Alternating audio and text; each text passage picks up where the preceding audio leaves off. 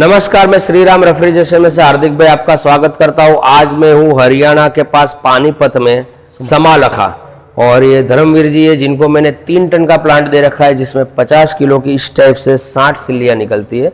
धर्मवीर जी, आपने मुझसे जुड़े उसके लिए धन्यवाद। ठीक है सर। आपने हमसे प्लांट का डील किस तरीके से किया था? सर ये यूट्यूब पर देख। अच्छा, इतना ट्रस्ट क्यों आया कि श्री राम रेफ्रिजरेशन से ही प्लांट लेना चाहिए जबकि सबसे महंगा प्लांट है? सर हमको अच्छा लगा, माल अपना अच्छा लगा। अच्छा, किसी जगह विजिट किया था आपने मेरा प्लांट? हाँ, नीलोखेड़ी 10 टन का प्लांट विजिट आपने किया था। हाँ, प्लांट का विजिट तो हर कोई करता ही है। हम यही कहते हैं कि नजदीक में हमारे हर जगह प्लांट लगे हुए हैं, आप जाके विजिट कर सकते हो। धर्मवीर जी, मुझे ये बताइए, अभी आपका रोज का कितनी सिल्लियों का सेलिंग है?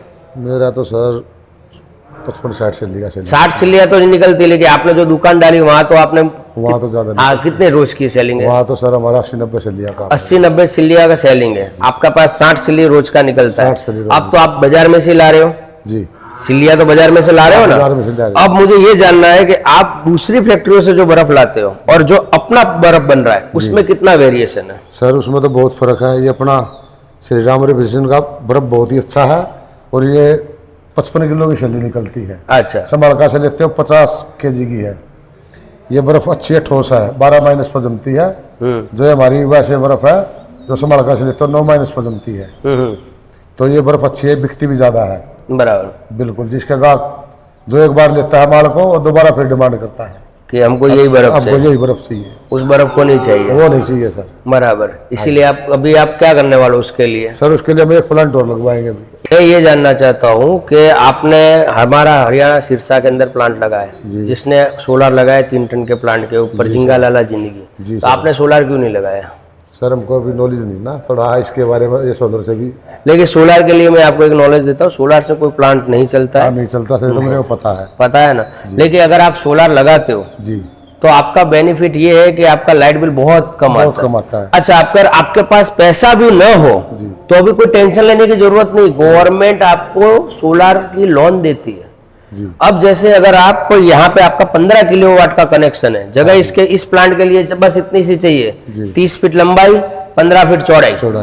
30 फीट लंबाई 15 फीट चौड़ाई में पूरा सेटअप लग जाता है। इनका तो 30 से ज्यादा 20 फीट चौड़ाई है, तो आज कैन भी बाहर पड़े हुए, तो आप इतने बड़े स्पेस में लगा सकते हो। पावर कनेक्शन 15 किलोवाट चाहिए। अब 15 किलोवाट का सोलर का एस्टिमेट आपने कभी निकलवाया?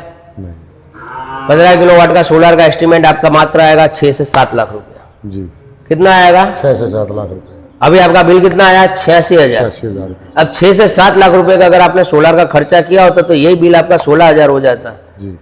सोलर प्लांट भी लगवाएंगे सर तो 60,000 रुपए आपके बचते, यानी 12 महीने के अंदर आपका सोलर फ्री होता जी। ये है इस प्लांट की खासियत जी सर। समझ नहीं रहे हो सर जी? बहुत बड़ी चीज है आपको। समझ गया। मैं हर किसी को ये रिकमेंडेड करता हूँ कि सोलर लगाइए बर्फ के प्लांट के साथ, क्योंकि पहले जो यूनिट रेट थी 6 या 8 रुपया थी। हाँ जी, 7 रुपये 44 पैसे थी। अभी कितनी हो गई है? 8 हो गई है सर। 8 हो गई, 8-9 रुपया हो गई है, कहीं कहीं 12 रुपया हो गई है। तो उस चीज से बचने के लिए आपको सोलर बहुत जरूरी है। बर्फ की आप क्वालिटी देख रहे हो, जैसा पानी डालोगे बिल्कुल वैसा बर्फ बनेगा। आपने कभी आरओ का पानी का बर्फ बनाया? नहीं सर। आरओ का एकदम कांच जैसा बनेगा। लेकिन वो जो शादी ब्याह के अंदर मोस्ट ऑफली, बाकी आपका मच्छी मार्केट या केमिकल के अंदर नॉर्मल वाटर का ही बर्फ चल जाता है। दूध ठंडा करने के अंदर उन सब में बर्फ चलता है जी सर। आपने इस प्लांट के लिए कितने आदमी रखे? सर हम 2 आदमी हैं। 2 आदमी से पूरा प्लांट ऑपरेट होता है? हाँ जी सर। अच्छा, रात को इस प्लांट के ऊपर कोई ऑपरेटर ऐसा कुछ रखा हुआ है? नहीं सर, कोई नहीं है।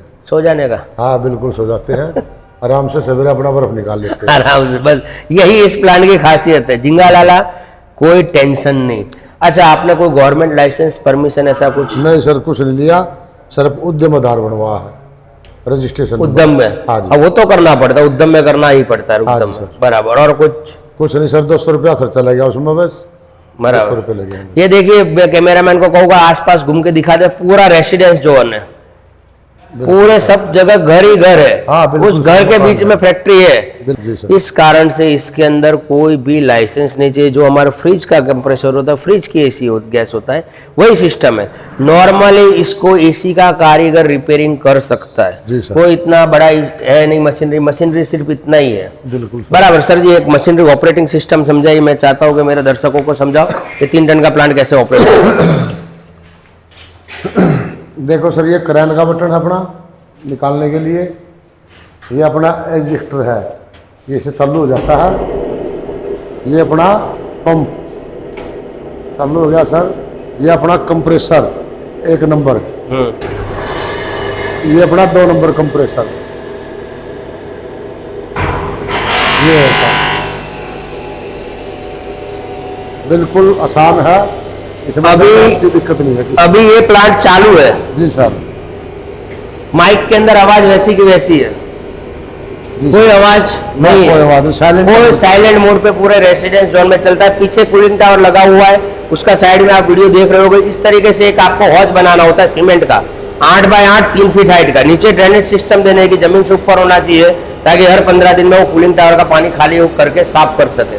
बस इतना सा इन्होंने आरसीसी बिल्डिंग का कंस्ट्रक्शन किया है। जी सर। बाकी आप 3 साइड में भी इस प्लांट को लगा सकते हो।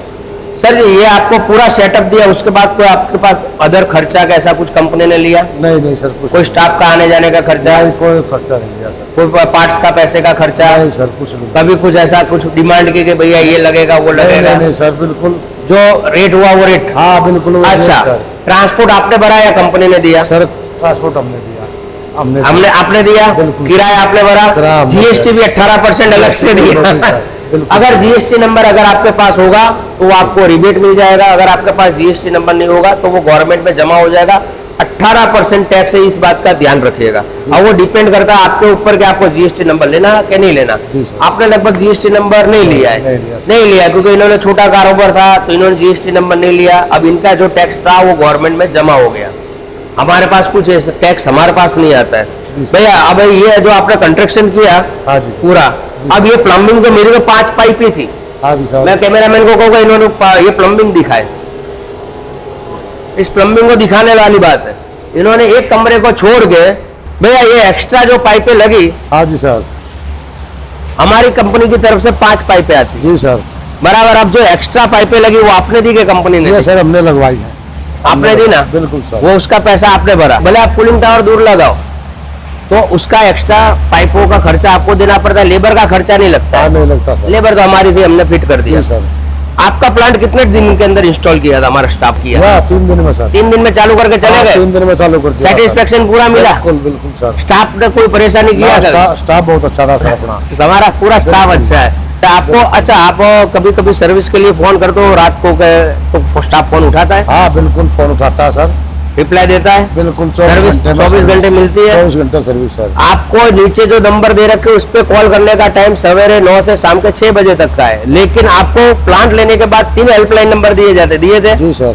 वो उस हेल्पलाइन नंबर पे आप 24 घंटे फोन कीजिए, नो प्रॉब्लम, आपको सेवा पूरी मिलेगी। जी सर। सर जी और कुछ हमारा कोई कस्टमर आए तो प्लांट दिखाइएगा? दिखाएंगे, पूरा सहयोग करेंगे। हाँ ठीक है सर जी, अगले साल फिर आएंगे आपके वहाँ। ठीक है sir. Okay sir, thank you sir.